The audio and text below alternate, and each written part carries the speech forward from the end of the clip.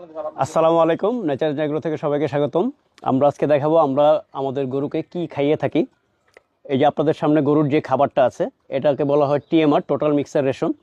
এখানে মেইন উপাদান হচ্ছে আপনার ভুট্টার সাইলেজ, যেটা ভুট্টা গাছ চপিং করে ফার্মেন্টেড করা। আর এর সাথে আমরা মিক্স করেছি হলো গিয়া দানাদার। দানাদারের মধ্যে প্রায় 8-9টা আইটেম আছে। এটা আপনারা আপনাদের মন মতো করে আপনারা মিক্স করতে পারেন, বাট সেক্ষেত্রে আপনারা ফাইবার, কার্বন, মিনারেলটা ঠিক মতো পায় কিনা সেটা আপনারা অবশ্যই লক্ষ্য রাখবেন। আমরা নর্মালি যেটা দিয়ে এটা এই দানাদারের মিক্সারটা আমরা করেছি সেটা হচ্ছে গিয়ে আপনার এখানে ধানের কুড়া আছে, গমের ভাঙ্গা আছে, তারপর আপনার ভুট্টা ভাঙ্গা আছে, সয়া মিল আছে, তারপর ডিওআরবি আছে, ডিসিপি আছে, সরিষার খৈল আছে, রেপসিড আছে।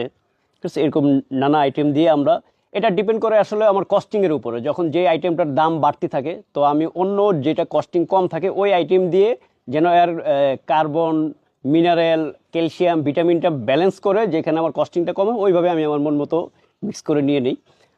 আর এটা হচ্ছে গিয়ে আপনার ভুট্টার সাইলেজ। সাইলেজ এখন সারা দেশে অ্যাভেলেবেল আছে।